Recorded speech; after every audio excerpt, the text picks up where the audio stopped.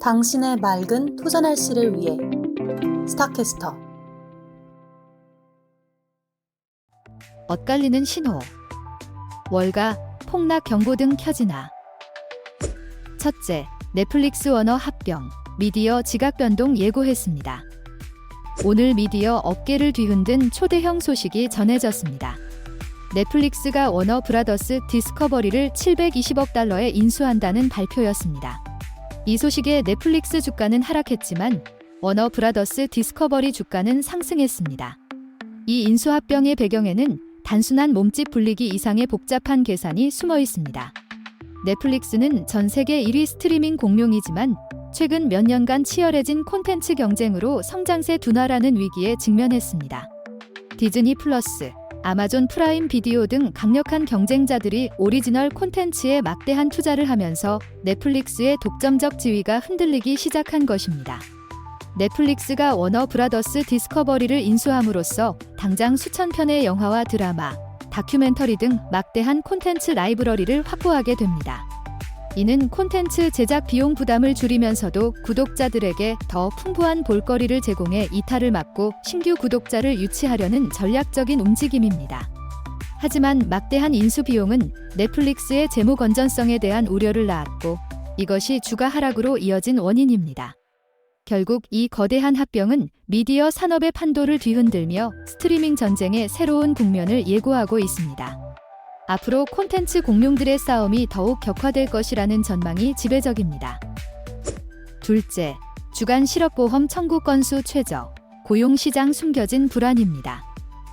오늘 발표된 주간 실업보험 청구 건수가 19만 1천 건으로 무려 3년 만에 가장 낮은 수준을 기록했습니다. 이는 겉으로 보기에는 고용시장이 매우 튼튼하다는 신호처럼 보일 수 있습니다. 하지만 이 수치 이면에는 우리가 놓치지 말아야 할 중요한 배경이 있습니다. 우선 이번 수치는 추수감사절 연휴가 있었던 주간에 집계된 것입니다. 연휴가 끼면 일시적으로 실업보험 청구 건수가 줄어드는 경향이 있습니다.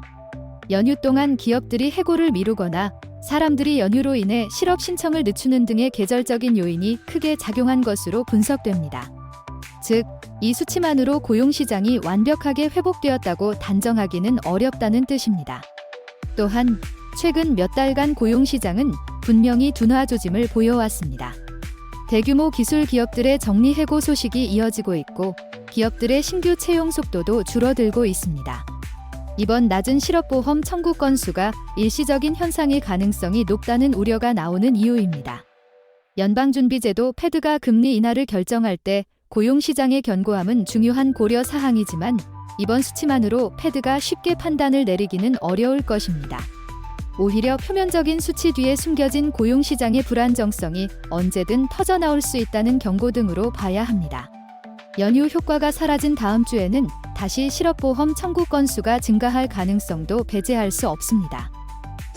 셋째, 울타 뷰티주가 급등, 소비시장의 기만적 환상입니다. 오늘 뷰티 소매업체 울타 뷰티의 주가가 무려 10% 이상 급등하는 충격적인 모습을 보였습니다. 이는 예상치를 뛰어넘는 분기 실적 발표와 함께 연간 매출 전망을 상향 조정한 덕분이라고 합니다.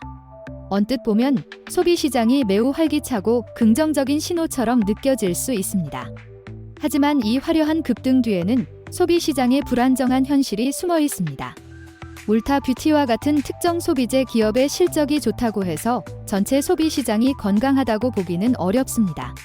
최근 몇 년간 고물가와 고금리로 인해 소비자들의 지갑은 얇아질 대로 얇아졌습니다. 특히 필수 소비재가 아닌 뷰티 제품과 같은 품목에서 소비가 늘어난다는 것은 소비자들이 여전히 경제적 어려움 속에서도 작은 사치를 통해 만족감을 얻으려 한다는 심리가 반영된 것일 수 있습니다. 즉, 큰 지출은 줄이면서도 기분 전환을 위한 소액 지출은 이어지는 이른바 립스틱 효과가 나타나고 있을 가능성도 있습니다.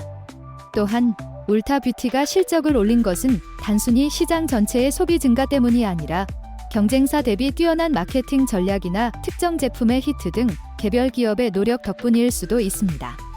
전반적인 경제 상황이 좋지 않은 가운데 일부 기업만 나홀로 호황을 누리는 것은 시장의 불균형을 보여주는 징후일 수 있습니다. 결국 울타 뷰티의 급등은 소비 시장 전체의 건전성을 대변하기보다는 오히려 불안정한 경제 상황 속에서 소비 트렌드가 어떻게 변화하고 있는지를 보여주는 기만적인 환상일 수 있습니다. 넷째, PCE 물가 둔화, 연준 금리 인하의 함정입니다. 오늘 연방준비제도 패드가 가장 중요하게 여기는 물가지표인 9월 근원 개인소비지출 PCE 가격 지수가 발표되었습니다. 예상치에 부합하는 0.2% 상승률을 기록했고 연간 상승률은 2.8%로 둔화되었다고 합니다. 이 소식은 시장의 패드가 다음 주에 금리를 인하할 것이라는 강한 기대감을 불어넣었습니다. 하지만 이 둔화된 물가 상승률 이면에는 우리가 경계해야 할 함정이 숨어 있습니다. 2.8%라는 연간 상승률은 여전히 패드의 목표치인 2%를 웃도는 수준입니다. 잠시 둔화되었다고 해서 인플레이션이 완전히 잡혔다고 보기는 어렵습니다.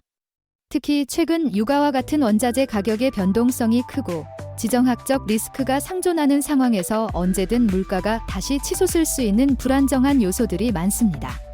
더욱이 패드가 너무 성급하게 금리를 인하할 경우 다시 물가가 상승하는 이른바 두 번째 물결 인플레이션이 발생할 위험도 배제할 수 없습니다. 과거에도 패드가 금리 인하 시점을 잘못 판단하여 경제에 큰 혼란을 초래했던 사례들이 있었습니다. 시장은 패드의 금리 인하 가능성을 87%로 높게 보고 있지만 이는 시장의 희망적인 예측일 뿐입니다. 패드는 데이터에 기반한 신중한 결정을 내릴 것이라고 강조해왔습니다.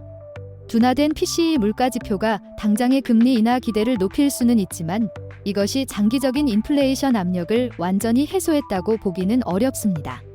오히려 패드가 금리 인하라는 달콤한 유혹에 빠져 성급한 결정을 내릴 경우 경제 전체에 더 큰 재앙을 가져올 수 있다는 경고로 받아들여야 합니다.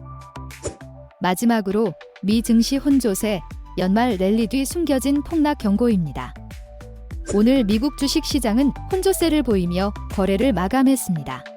다우존스는 소폭 하락했지만 S&P 500은 6,870.40으로 0.2% 상승했고 나스닥은 23,578.13으로 0.3% 상승했습니다.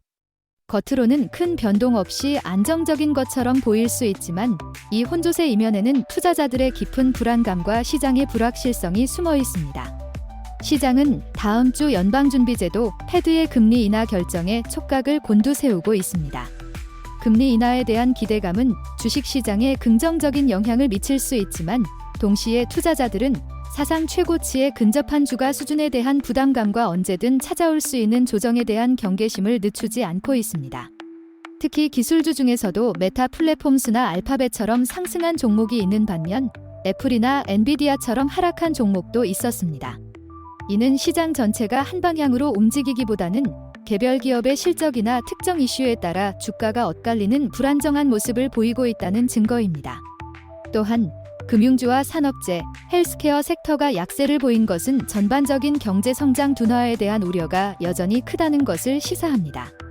연말 랠리에 대한 기대감이 일부 존재하지만 동시에 나쁜 경제 뉴스가 금리 인하 가능성을 높여 주가에 긍정적으로 작용할 수 있다는 역설적인 분석까지 나오는 상황입니다. 이는 시장의 논리가 정상적이지 않다는 것을 보여주는 위험 신호입니다. 결국 오늘의 혼조세는 안정적인 흐름이 아니라 연말 랠리라는 달콤한 기대감 뒤에 숨겨진 폭락 가능성에 대한 경고로 읽어야 합니다. 언제든 시장의 방향이 급변할 수 있는 위태로운 상황입니다. 유익하셨다면 구독과 좋아요, 알림 설정까지 부탁드립니다. 감사합니다.